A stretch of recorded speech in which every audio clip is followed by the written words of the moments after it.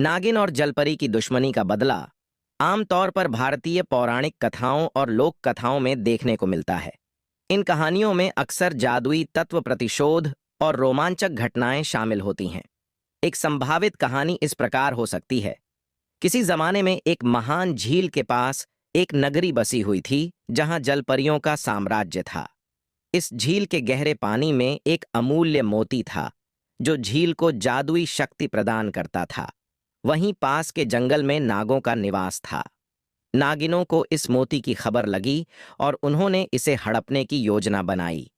एक दिन नागिन ने अपनी जादुई शक्तियों का उपयोग करके उस मोती को चुरा लिया। जलपरियों ने देखा कि झील की जादुई शक्ति धीरे धीरे कम हो रही है। उन्होंने अपनी रानी को सूचित किया और रानी जलपरी ने अपने योद्धाओं को नागिनों से मोती वापस लाने का आदेश दिया। नागिन और जलपरियों के बीच युद्ध छिड़ गया। कई नागिन और जलपरियां इस संघर्ष में घायल हो गईं। लेकिन अंत में जलपरी रानी ने अपनी चतुराई और साहस का परिचय देते हुए नागिन को हराया और मोती वापस ले आई। इस तरह जलपरियों ने अपने साम्राज्य की जादुई शक्ति को पुनः प्राप्त किया और नागिन ने अपनी हार का बदला लेने के लिए कभी भी जलपरियों से दुश्मनी न करने का संकल्प लिया। नागिन और जलपरी की दुश्मनी का बदला लेने की कहानी आगे बढ़ती है। जलपरी रानी द्वारा मोती वापस लाने के बाद झील फिर से अपनी जादुई शक्ति प्राप्त कर लेती है और जलपरियों का जीवन सामान्य हो जाता है। लेकिन नागिन अपनी हार को भूला नहीं पाई। उसने अपने सभी नागों को बुलाकर एक गुप्त सभा की और अपनी बहनों के साथ मिलकर जलपरियों से बदला लेने की योजना बनाई। नागिन ने एक गुप्त मंत्र का प्रयोग करके अपनी शक्ति बढ़ाई और जलपरियों के साम्राज्य पर हमला करने की तैयारी की। उसने अपनी बहनों को आदेश दिया कि वे जलपरियों को धोखे से पकड़ें और उनकी रानी को कैद कर लें। जलपरी रानी को नागिन की योजना की भनक लग गई थी। उसने अपनी सबसे विश्वास पात्र जलपरी मीरा को नागिन के गुप्त ठिकाने का पता लगाने के लिए भेजा। मीरा ने अपनी चतुराई से नागिन की योजना का पता लगा लिया और रानी को सूचित किया। रानी ने अपनी जलपरियों को तैयार किया और नागिन के ठिकाने पर हमला करने का निर्णय लिया। जलपरियों ने अपने जादुई शक्तियों का उपयोग करके नागिन के ठिकाने को घेर लिया।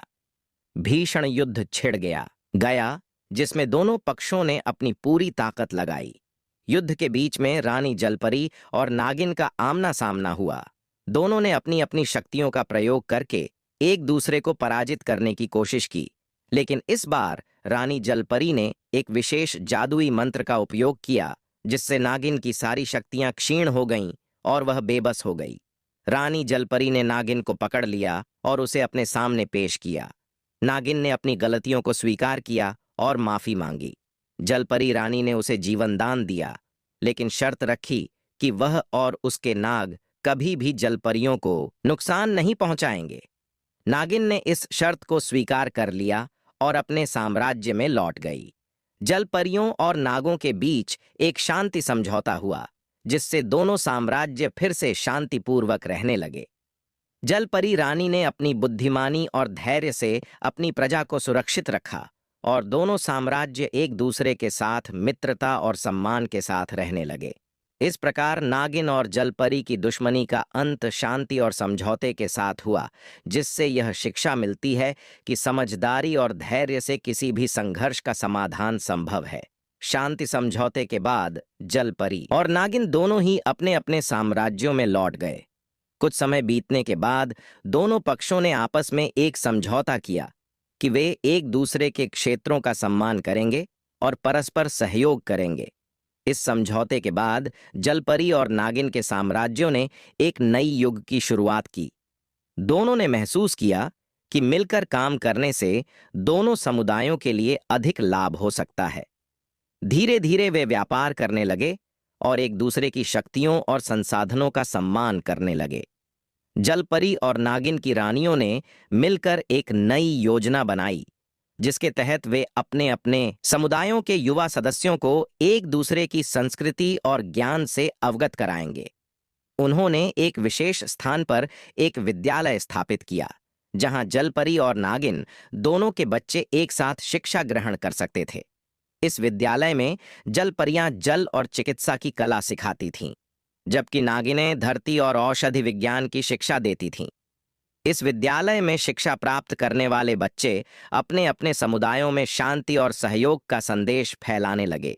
धीरे धीरे दोनों समुदायों के बीच की दुश्मनी पूरी तरह से समाप्त हो गई और वे एक दूसरे के सहयोगी बन गए। जलपरी रानी और नागिन रानी की मित्रता और समझदारी ने यह साबित कर दिया कि शांति और सहयोग से किसी भी संघर्ष का समाधान निकाला जा सकता है। इस प्रकार जलपरियां और नागिनें एक दूसरे के साथ मिलकर एक सुखद और समृद्ध भविष्य की ओर बढ़ने लगीं।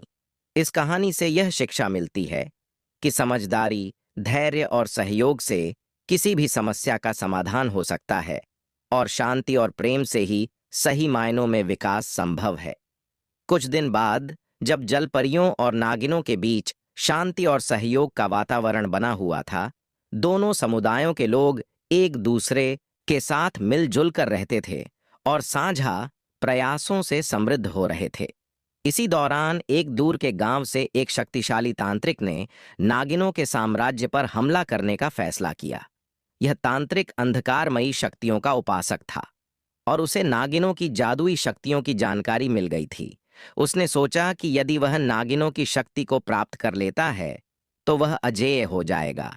उसने अपनी काली शक्तियों का उपयोग करके नागिनों के साम्राज्य पर हमला किया और वहां की नागिनों को पकड़ने और उनकी शक्तियों को हड़पने का प्रयास किया।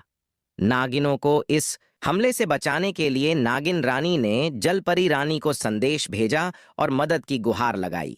जलपरी रानी तुरंत अपनी सबसे बहादुर योद्धा जलपरी मीरा और उसकी टोली को नागिनों की मदद के लिए भेजा। जलपरी मीरा और उसकी टोली ने तांत्रिक के खिलाफ जंग का बिगुल बजाया।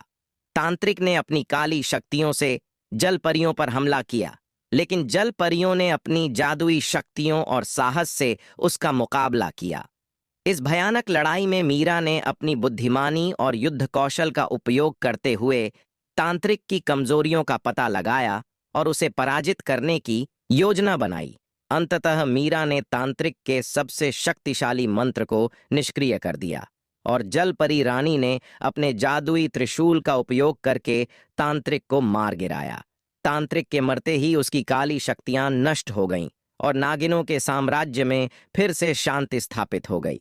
नागिन रानी ने जलपरी रानी और उसकी टोली का आभार व्यक्त किया और दोनों समुदायों ने इस विजय का उत्सव मनाया। इस घटना के बाद जलपरियों और नागिनों के बीच की मित्रता और भी मजबूत हो गई।